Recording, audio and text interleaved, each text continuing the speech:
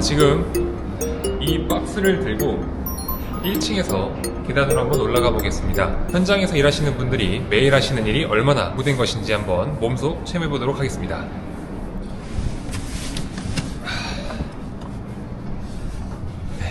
몇 킬로인가요? 대략 한 7kg 정도 되는 것 같습니다.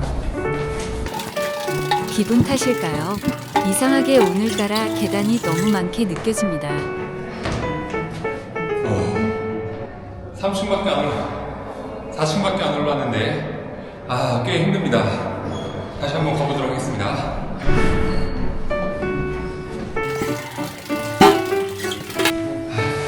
왜 이걸 하자고 했을까? 문노무사님은 후회가 밀려옵니다. 그래도 시작했으니 끝은 봐야겠죠. 화이팅!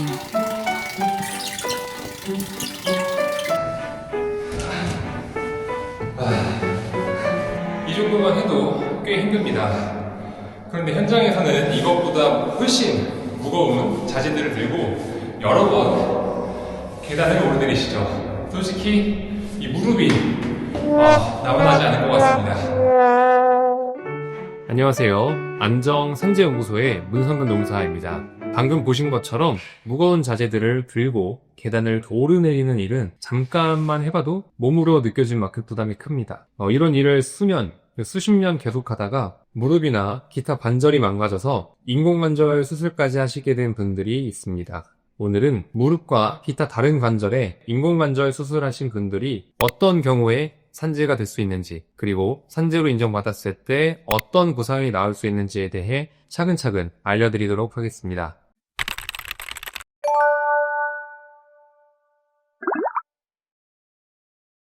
결론부터 말씀드리면 가능합니다. 다만 인공관절 수술을 했다고 해서 무조건 산재가 되는 것은 아니고요. 봉단에서 보는 핵심 포인트는 두 가지입니다. 첫째, 어떤 일을 얼마나 오래 했는지, 그리고 둘째, 그 일이 무릎이나 다른 관절에 어떤 부담을 주었는지. 여기서 말하는 부담이라는 거는 힘들었던 날이 하루 이틀이 아니라 그 비슷한 일을 여러 해 동안 반복해야 하는지, 그리고 그 과정에서 얼마나 맞물려 있는지를 보는 겁니다.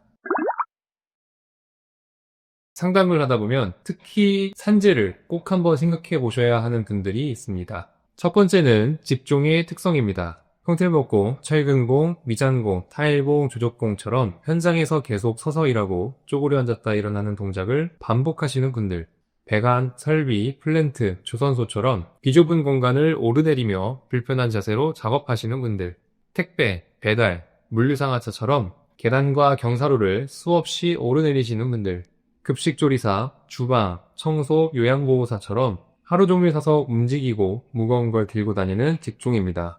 두 번째는 증상의 진행 양상입니다. 예전부터 아프기는 했는데 일을 계속하다 보니 어느 순간 계단을 잘 못 올라가겠다. 그리고 다리가 자꾸 붓고 밤에 자꾸 깬다 하시는 분들입니다. 이렇게 일을 하면서 증상이 점점 악화된 경우입니다. 크게 세 가지를 생각하시면 됩니다. 첫 번째, 요양급여입니다. 수술비, 입원비, 통원치료비 같은 치료비 전반을 산재보험에서 부담하는 구조입니다. 그냥 건강보험으로 본인 부담금만 내고 끝내는 것과는 다릅니다. 둘째, 휴업급여입니다. 인공관절 수술을 하면 몇 달 동안은 일을 못 하시는 경우가 많습니다. 그동안 급여가 끊기면 생활이 바로 흔들리죠. 휴업급여는 치유 때문에 일을 못하는 기간 동안 평균 임금의 70% 정도를 보상해주는 제도입니다. 셋째, 장의급여입니다. 인공관절 수술을 해도 완전히 원래 관절처럼 회복되기 어렵습니다. 수술 후에 움직임이 제한되거나 통증이 계속 남아있으면 그만큼을 장애로 보고 등급을 매기게 됩니다. 이 장애 등급에 따라 일시금 또는 연금으로 보상을 받게 되는 구조입니다. 등급과 평균 임금에 따라 실제로는 수백만 원에서 수천만 원까지 차이가 나는 경우도 있습니다. 요약하자면 인공관절 수술을 산재로 제대로 준비했을 때 그 치료비 전반에 대한 보상, 그리고 일을 하지 못한 소득 상실분에 대한 보상, 그리고 이 남은 장애에 대한 보상까지 한 번에 구조를 짤 수 있다는 의미입니다.